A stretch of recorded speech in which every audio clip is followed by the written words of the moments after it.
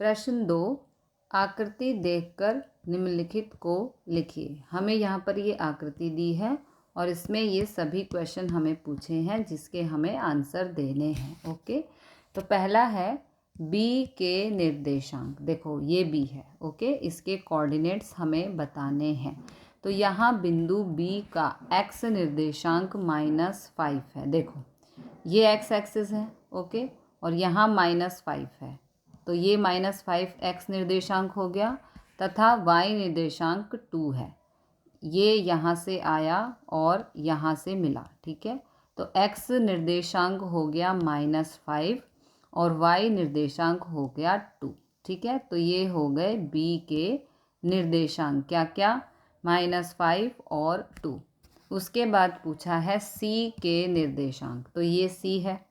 Okay, तो यहाँ बिंदु c का x निर्देशांक, यहाँ पर देखो यहाँ से आ रहा है ये, है ना, तो यहाँ पर क्या है, 5 है। पहले हम हमेशा x एक्सिस का पॉइंट लेंगे, तो x निर्देशांक हो गया 5 तथा y निर्देशांक यहाँ से ये -5। ओके, तो c के निर्देशांक हो गए 5 और -5। नेक्स्ट हमसे पूछा है तीसरा, निर्देशांक -3, -5 द्वारा पहचाना गया बिंदु। तो इस सिचुएशन में हमेशा पहला बिंदु x एक्सिस का होगा, ये आपको याद रखना है। हमेशा जो पहला बिंदु है वो x एक्सिस पर है और दूसरा बिंदु y एक्सिस पर है। ओके, तो -3, इसने बोला है -3, तो x पे आओ, ये -3 यहाँ पर है। ठीक है, और -5 जाएंगे हम y पे, तो ये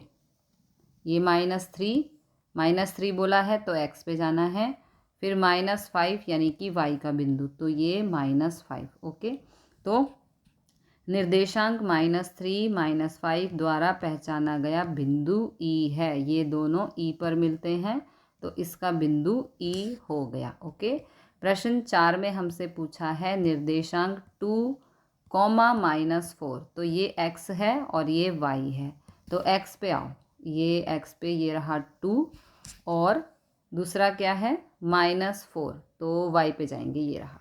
ठीक है, तो यहाँ पर निर्देशांक 2, -4 द्वारा पहचाना गया बिंदु G है। ओके, उसके बाद प्रश्न 5 में पूछा है बिंदु D का भुज। अब बिंदु D कहाँ है, D, ये रहा D। बिंदु D का भुज, D का x निर्देशांक 6 है। देखो यहाँ से x निर्देशांक है इसका 6, इस प्रकार बिंदु D का भुज 6 है। ओके, अगला इन्होंने पूछा है बिंदु H की कोटि। यहाँ बिंदु H, अब बिंदु H कहाँ है हमारा, ये रहा।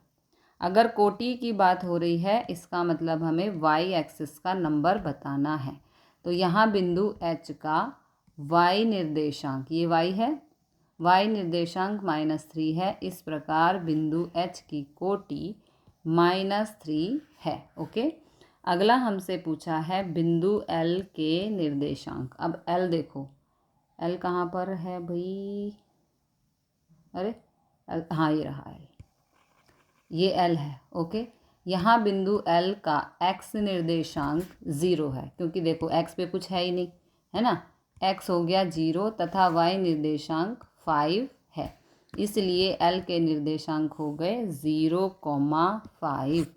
अगला इन्होंने पूछा है बिंदु M के निर्देशांक। अब बिंदु M कहाँ है, M है -3, ये रहा। ठीक है, M के निर्देशांक, तो M देखो y की तरफ है, y पे पॉइंट है तो -3 पे है, और x के लिए इसमें कोई भी वैल्यू नहीं दी है, तो इसलिए M के निर्देशांक हो गए -3,0।